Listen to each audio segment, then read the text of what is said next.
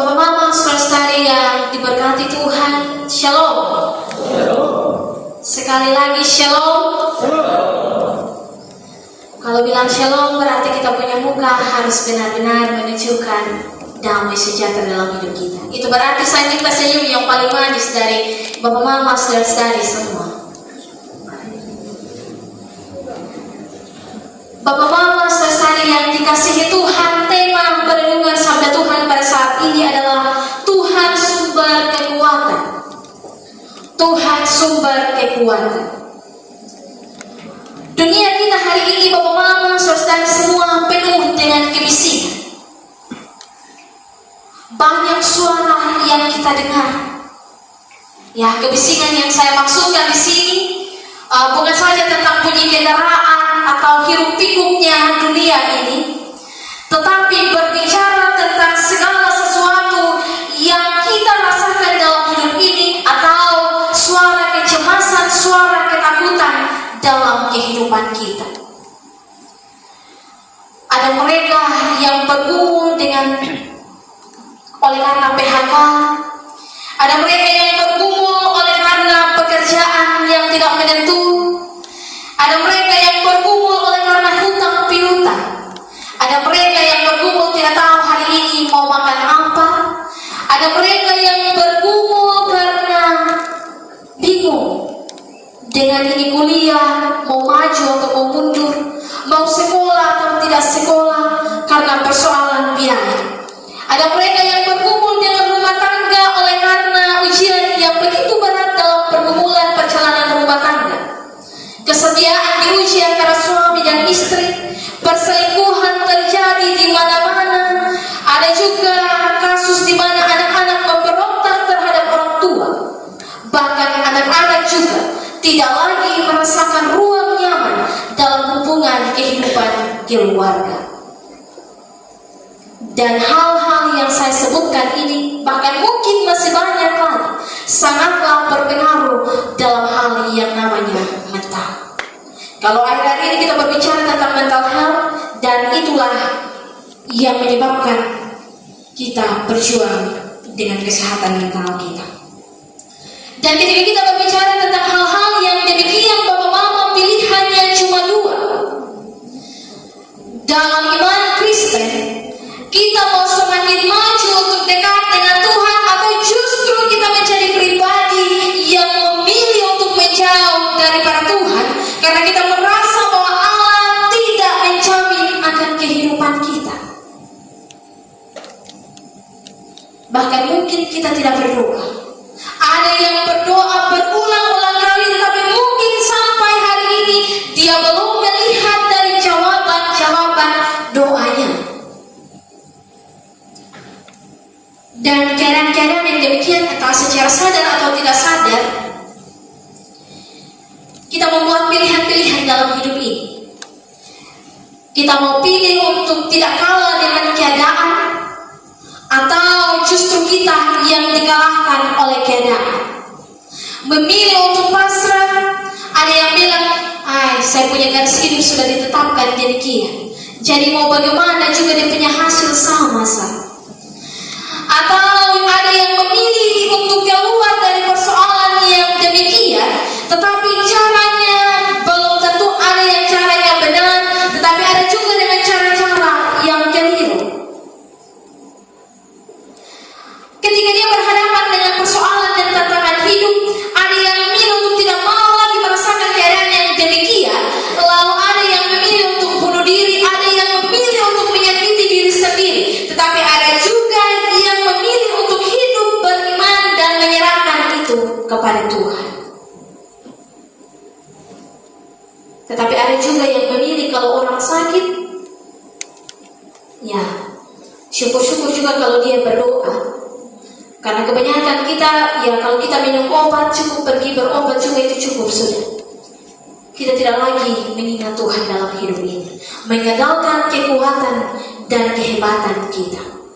Mencari pekerjaan, kita keliling pusing sana sini cari orang dalam, tetapi kita sendiri tidak berusaha dan kita tidak meminta itu daripada Tuhan. Ternyata Allah bilang, celakalah manusia yang mengandalkan sesamanya, tapi diberkatilah orang yang mengandalkan Tuhan. Dari Mazmur saat ini kita belajar bahwa ketika Mazmur menulis akan hal ini, menulis bagian firman Tuhan pada saat ini, ada yang bilang bahwa pada saat itu ia sedang menyaksikan badai yang hebat. Badai hebat yang melalui laut Mediterania hingga masuk ke daratan Lebanon dan juga melalui padang gurun Kadesh. Alih-alih justru melihat ketakutan dan ancaman dari badai itu, tetapi yang Mazmur lakukan, ia membuat sebuah perenungan dan refleksi yang justru kagum akan suara Tuhan di tengah-tengah badai.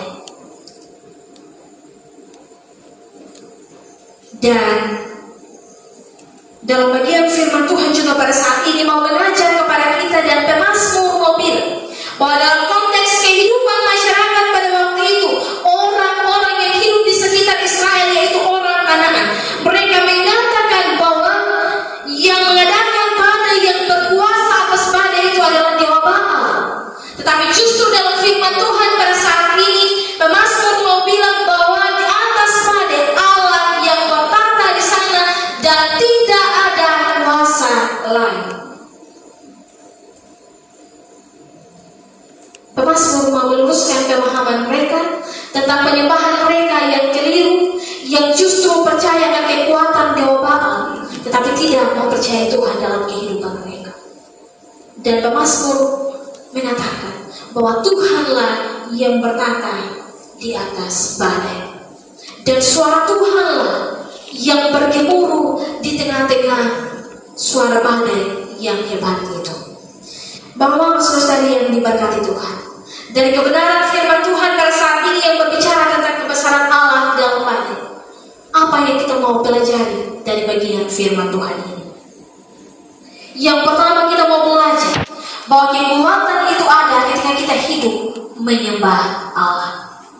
Dalam Mazmur yang kita baca saat ini, Mazmur Daud memulai dengan sebuah penyembahan atau memberikan kemuliaan, ajakan untuk memberikan kemuliaan kepada Tuhan, menyadari akan kekuatan yang bersumbernya daripada Tuhan, sebuah pengakuan akan kekuatan Allah, serta ada ajakan untuk memuliakan Dia.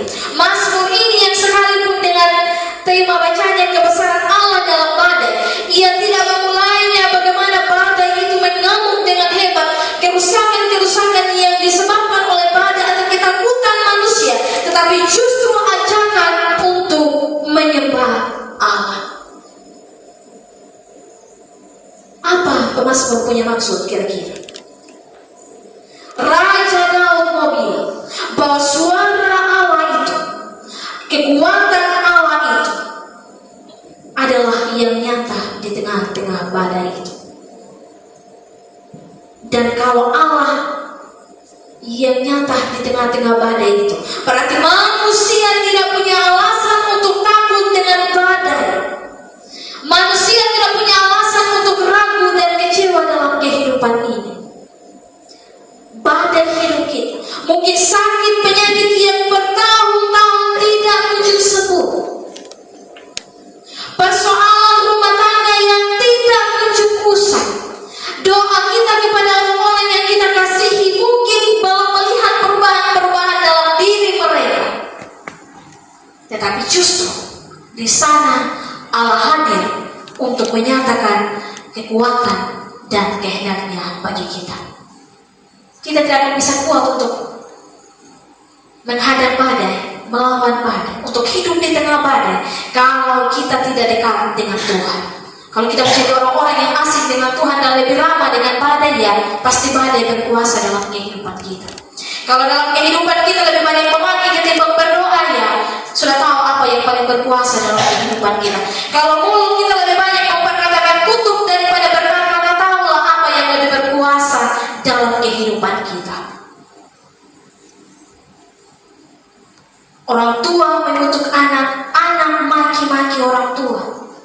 Kehidupan dalam relasi menantu dan anak mantu tidaklah baik. Dalam lingkungan kerja kita saling menceraikan antara satu dengan yang lain. Kalau mulut kita pakai untuk hal yang demikian, bukan menyembah Allah, bukan membangun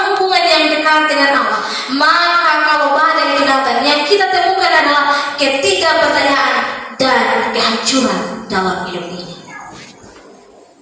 Bagaimana dengan kita Bapak Mama? Kesempatan yang Tuhan kasih untuk kita ini, kita pakai untuk apa? Kita hidup untuk dekat dengan Tuhan atau menjauh dari Tuhan? Karena masalah kita tolak ibadah, karena masalah kita tidak lagi datang dalam persekutuan, yang kita korbankan adalah Tuhan. Oleh karena keegoisan kita, padahal kita ini hanyalah abu di mata Tuhan. Tapi kalau kita punya batika dengan Tuhan, melebihi kita yang menguasai langit dan bumi. Jadi jangan batika dengan Tuhan. Kita ini hanyalah abu di mata Tuhan. Siapakah kita? Ia adalah pencipta kita. Dan dari firman Tuhan ini juga kita belajar untuk mendengarkan suara Tuhan di tengah-tengah bangsa itu. Kalau kita melihat bacaan firman Tuhan pada saat ini, dia berbicara tentang suara Tuhan sebanyak 7 kali. Dan angka 7 dalam bahasa Ibrani itu adalah angka yang sempurna. Apa maksudnya? Di sini Mazmur mau bilang bahwa dalam suara badai itu justru suara Tuhan sempurna di sana. Ia memperdengarkan suaranya di sana. Firman bilang, dalam kelemahanlah kuasa Tuhan menjadi sempurna, dan Allah sempurna di sana. Kalau kita tidak pernah sakit, kita tidak akan pernah tahu kalau Tuhan itu sumber kesembuhan. Kalau kita tidak lemah, kita tidak akan pernah tahu bahwa Allah itu sumber kekuatan. Dan kalau kita tidak mengalami yang namanya patah hati, kita tidak akan pernah tahu bahwa Allah itu sumber kekuatan dalam hati kita. Kalau kita tidak pernah mengalami yang namanya duka cita, maka kita tidak akan pernah tahu bahwa Allah lah penghibur dan yang memberikan damai itu dalam kehidupan kita. Jadi kita jangan main hitung-hitungan dengan Tuhan. Kita jangan hitung kita punya badai hidup ini yang lalu lalang tiap hari, lalu kita mengabaikan kebaikan Tuhan yang tidak terkatakan jumlahnya dalam kehidupan kita. Terkadang juga kita lebih mendengar suara badai yang besar ketimbang suara Tuhan dalam kehidupan kita. Suara badai itu terkadang datang dari mulut orang-orang di sekitar kita atau bahkan mulut kita sendiri. Ketika orang menghadapi badai hidup, kita punya mulut ini juga tidak pernah berhenti untuk omong orang punya nama. Apalagi orang yang kita sudah jengkel bertahun-tahun, yang kita simpan kepahitan dalam hati dan dia mendapatkan musibah, itu kau tahu rasa sudah. Rasa itu mati sudah situ. Ya, itu adalah faktanya. Susah-susah sudah di situ. Sapa suruh. Terkadang juga orang punya keburukan hidup menjadi bahannya kita untuk kita jual orang ke sana kemari, mencari-cari kelemahan orang lain. Padahal Allah memanggil kita untuk hidup dalam sebuah persekutuan yang saling menguatkan, yang saling menopang antara satu dengan yang lain. Dalam rumah tangga, ya, sebagai anak muda-mudi, orang tua baru ngomong satu kata, kita sudah 1000 kata ke atas. Orang tua baru mau nasihat kita sudah selesai nasihat kita punya diri sendiri. Pada akhirnya itu semua mendatangkan kehancuran. Dalam hubungan relasi antara suami dan istri, suami baru ngomong satu kata, istri sudah selesai. Terkadang istri baru angkat istri baru angkat suara, suami sudah selesai dengan dia punya bagian. Kita tidak pernah saling mendengarkan, hanya badai yang kita dengarkan setiap hari. Pakailah mulut ini untuk memperkatakan Tuhan yang adalah sumber kekuatan itu. Pakailah mulut ini untuk mendatangkan damai bagi kehidupan orang lain. Ada yang bilang, kalau kita punya tangan ini tidak bisa terulur untuk menolong orang lain, maka angkat dia untuk pakai tutup kita punya mulut.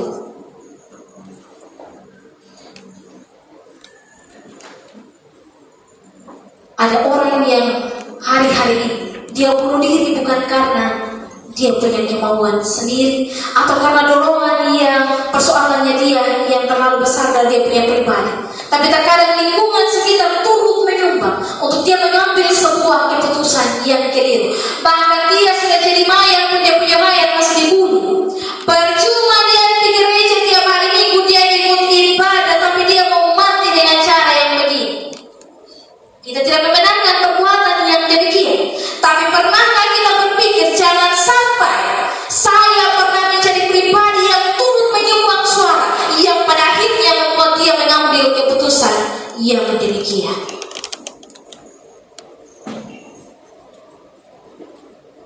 Kita terlalu sibuk untuk melihat orang lain, memberikan suara badai, suara yang sumbang dalam kehidupan orang lain. Tetapi kita tidak pernah menyumbang suara ketenangan bagi orang lain. Bapak mama saudara yang diberkati oleh Tuhan, mungkin di antara kita pernah melihat yang namanya angin puting beliung.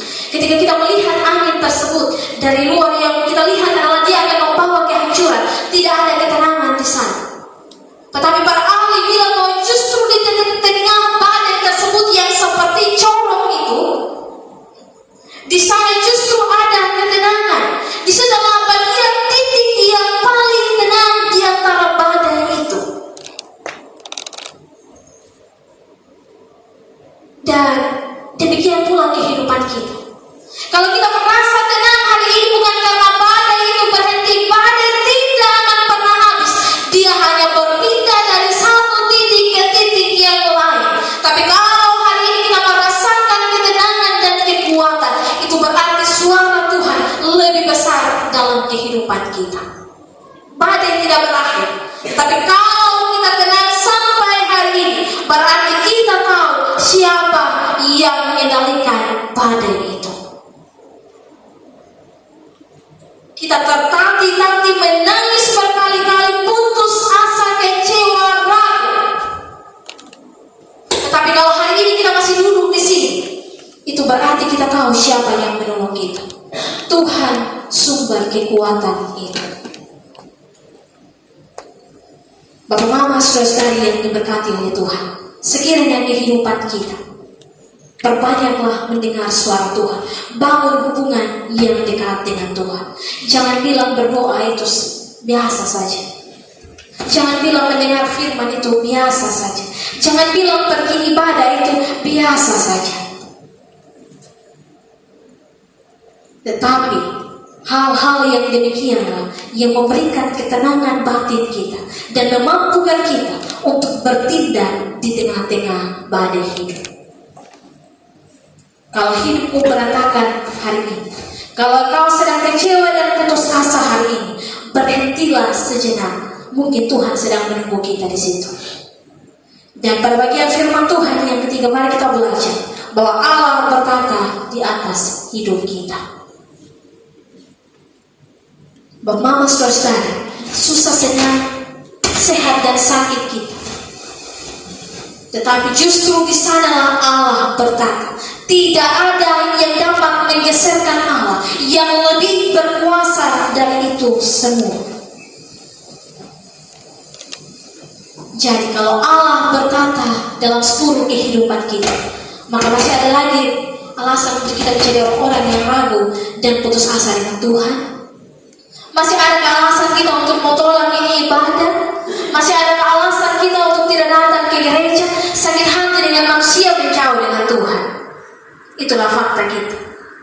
Orang yang ngomong sama kita, tapi yang kita pilih untuk menghindar ibadah, kita tidak mau dengar suaranya Tuhan. Kita paling gampang tawar-menawar dengan Tuhan dalam hidup. Padahal dia adalah Allah yang berkata. Dan pada bagian firman Tuhan yang terakhir bilang, Tuhan kiranya memberikan kekuatan kepada umatnya.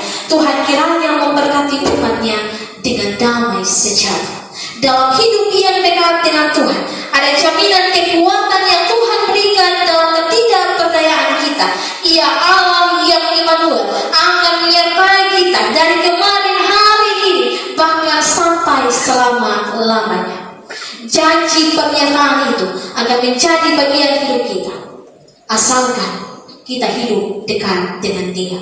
Sekiranya Allah sumber kekuatan, Tuhan sumber kekuatan itu akan menolong dan memampukan hidup kita sekalian dalam menjalaninya seturut dengan kehendak Tuhan.